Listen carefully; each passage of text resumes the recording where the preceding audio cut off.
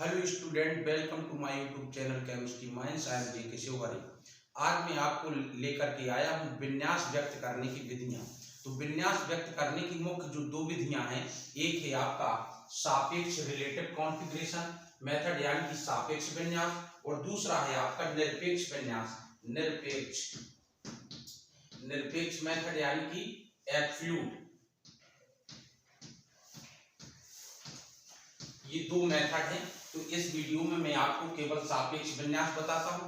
Just इसके बाद दूसरा वीडियो दूंगा, उसमें निरपेक्ष, इसको हम एसआर कॉन्फ़िगरेशन कहते हैं। ये बहुत मुफ्त मेथड है। दूसरे वीडियो में इसको बताऊंगा। सापेक्ष विन्यास को हम डी एंड एल सिस्टम या डी एंड एल विन्यास भी कहते हैं।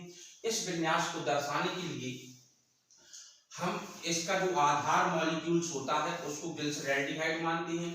अच्छा स्टूडेंट, कभी कभी इसमें परेशान रहता है, ध्रुवण घूर्णक जो स्मॉल डी और स्मॉल एल होता है, ये बेटा एक अलग चीज है। ये ध्रुवण की दिशा बताती हैं। ये डी और एल केवल विन्यास बताता है। डी प्लस है और ये एल माइनस है। तो प्लस और माइनस का भी एक अलग संकेत होता है। डी और एल मैं आपको बताता हूँ डी और एल कैसे नाम पड़ता है, इसमें आपको देखना है। देखो, इन्होंने आधार मॉलिक्यूल्स क्या माना, ग्लिसरैल्डिहाइड। तो ग्लिसरैल्डिहाइड, ये ग्लिसरैल्डिहाइड का फॉर्मूला है। ये आपका कायरल एटम है। कायरल एटम इधर भी है कायरल एटम। क्या जिनमें कायरल एटम नहीं होगा उनमें डीएल विन्यास होगा? कतई नहीं होगा। ये केवल उन्हीं का नोमेनक्लेचर करता है जिसमें एक या एक से ज्यादा कायरल एटम अवश्य होते हैं। ठीक है ना? तो कम से कम एक कायरल एटम होना चाहिए और ज्यादा से ज्यादा है तो अभी मैं चर्चा करूंगा। जैसे ग्लूकोज, डी ग्लूकोज और एल ग्लूकोज कैसे बनते, डी फ्रक्टोज एल फ्रक्टोज कैसे बनते, सब संरचना बताऊंगा मैं। तो ये आधार ग्लिसरैल्डिहाइड हो गया और ये कायरल एटम है। तो कायरल एटम के हमें देखना दाईं ओर। तो ये जो तुम्हारा कान एंड गोल्ड का जो कान एंड गोल्ड तथा प्रीलॉग का सीक्वेंस रूल है आपका प्रियोरिटी का। तो बड़ी प्रियोरिटी क्या है? ये है 1, ये है और ये इस तरफ है। तो इसमें देखो कायरल एटम के अगर दाएं तरफ आपकी उच्च प्रियोरिटी है तो ये क्या है? आपका डी है। ठीक है ना? डी है और ये प्लस हो गया। ठीक है। अच्छा, ये प्लस और माइनस एक अलग चीज है, मैं बाद में बताऊंगा आपको। पहले आप डी और एल समझें। तो ये डी और एल के लिए हमें सबसे पहले क्या देखना है? हमें ये देखना है कि कायरल एटम के दाईं ओर प्रियोरिटी उच्च प्रियोरिटी है कि नहीं है। अगर दाईं ओर उच्च प्रियोरिटी है तो ये डी है, और अगर बाईं ओर है तो क्या है? ये एल है। लेकिन अब समस्या क्या आ जाती है? ग्लिसरैल्डिहाइड में केवल एक ही कायरल एटम होता है, इसलिए स्टूडेंट इसको याद कर लेता है और बन जाता है। जब हमारे दो या दो से ज्यादा कायरल एटम आए, बस ये पॉइंट देखना है आपकी। जब हमारे दो या दो से ज्यादा कायरल एटम आए तो मैं यहां लिखता हूं, तो हमें इस प्रियोरिटी को क्या देखना? अंतिम कायरल एटम का विन्यास देखना है। अंतिम कायरल एटम का विन्यास देखना है हमें। किसका देखना? अंतिम कायरल एटम का विन्यास देखना है। और अंतिम कायरल एटम में उच्च प्रियोरिटी यदि दाईं ओर है तो वो डी है, और यदि बाईं ओर है तो वो एल है। तो देखें जरा, अब आप में दिखाऊं मैं। जैसे इस टाइप का मॉलिक्यूल्स होता है आपका, सपोज दैट इस टाइप का मॉलिक्यूल्स होता, ये है आपका CH3 और ये है आपका C2H5। ठीक है। अब ये है तुम्हारा Cl, Br और ये है तुम्हारा I। ठीक है ना? और ये H और ये H, ये L। अब मुझे आप बताइए D है कि L है? तो इसमें देखो काउंटिंग कहां से स्टार्ट करोगे? इधर से 1 2 3 4 5 6। तो अंतिम कायरल एटम ये है आपका। इसको नहीं देखना, इसको नहीं देखना, इसको देखना जो अंत में कायरल है। तो अंतिम कायरल में देखो ये 1 नंबर पे आएगा, उच्च प्रियोरिटी है, ये 2 नंबर पे आएगा। तो अंतिम कायरल किस तरफ है तुम्हारा? कायरल में उच्च प्रियोरिटी दाईं ओर है, तो ये तुम्हारा डी होगा। क्या होगा? डी होगा। और यदि ये आई इस तरफ होता तो तुम्हारा क्या हो जाता? एग हो जाता। अच्छा, अब इसी प्रकार से देखो ग्लूकोज देखिए आप, CHO CH2OH। इस टाइप के इसका विन्यास होता 1 2 3 4 और ये होता 5। ओके। अच्छा, इसमें आप जानते हैं OH इधर होता है, ये OH इधर होता है, ये H, ये OH और ये OH, ये H। ठीक, इस टाइप से होता क्यों होता?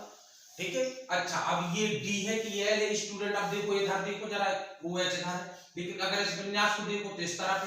तो ये क्या होगा, तो ये केवल डिपेंड करता है अंतिम कायरल पर। तो काउंटिंग कहां से होगी बेटा, ये अल्कोहल ग्रुप है, ये एल्डिहाइड है, तो वरीयता को अगर देखा जाए तो ये आपकी काउंटिंग सही है। तो ये अंतिम कायरल है कि नहीं है, अगर ये अंतिम कायरल है तो देखो जरा उच्च प्रियोरिटी कहां है, इस तरफ है, और निम्न प्रियोरिटी इस तरफ है, तो ये दाएं तरफ है, तो ये क्या हो जाएगा, डी ग्लूकोज,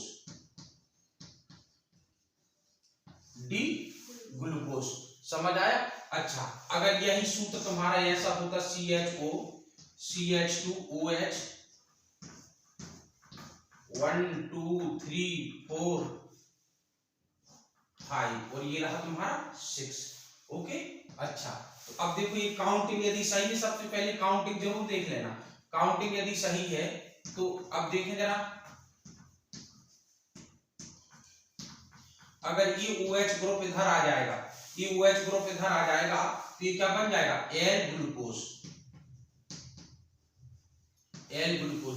तो आई होप आपको ये समझ में आया होगा, ठीक है ना। और इसी से आपका जो है चिन्ह भी पता चल जाएगा, अगर ये है तो ये माइनस हो जाएगा, ये है तो ये प्लस हो जाएगा, ठीक है ना। तो ये डी ग्लूकोज है, ये एल ग्लूकोज है। तो हमें क्या देखना है, अंतिम कायरल देखना है। अभी देखना शायद आप गलत करोगे इस एग्जाम्पल में।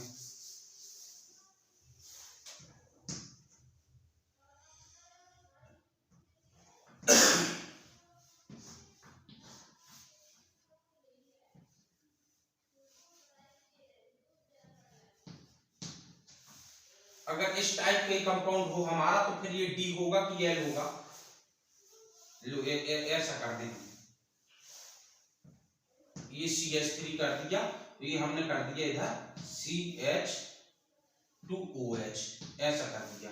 अब इधर हमने किया, इधर किया हमने बेटा ClH, और इधर किया हमने I और इधर H। अब आप बताइए, तो देखो अब अगर काउंटिंग ऐसी कर दोगे 1 2 3 4 तो देखो अंतिम कायरल ये कहलाया, बट ये आपकी काउंटिंग क्या है, रॉन्ग है, क्या है, गलत है। क्यों गलत है, क्योंकि काउंटिंग जी CH3 ग्रुप है जी, एल्कोहल, तो काउंटिंग एक नंबर इसको मिलना चाहिए 1 2 3 4, ठीक है ना। तो अंतिम कायरल तुम्हारा ये होगा, ये करेक्ट है, तो अंतिम कायरल ये होगा। तो अंतिम कायरल में अब देखो जरा, अंतिम कायरल में Cl किस तरह है, तो एक नंबर देंगे इसको, इसको देंगे 2 नंबर, Cl के स्थान पर NH2OH कोई भी बड़ा ग्रुप आ जाए, हमें बड़े ग्रुप को देखना है। जो बड़ा ग्रुप है तो उसकी प्रियोरिटी बड़ी होगी, तो बड़ी प्रियोरिटी अगर हमारी दाईं ओर है, दाईं ओर है तो क्या होगा हमारा D होगा, N प्लस होगा। समझ में आ गया। तो ये है आपका D और L कॉन्फ़िगरेशन। ये अगर आपको ये पता है तो आपको एरिथ्रोस, थ्रियोस ये सब चीजें आपको क्लियर हो जाएंगी। इसलिए मैं आपको 1-2 क्वेश्चन देता हूं और आप इसमें बताना कौन डी है कौन एल है, ठीक है ना।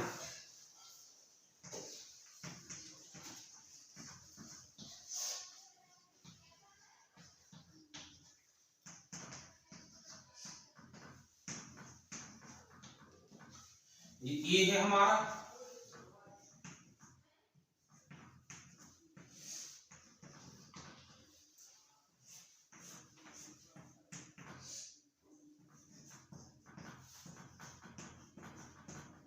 ये हमारा बी हो गया, ठीक है ना। अच्छा,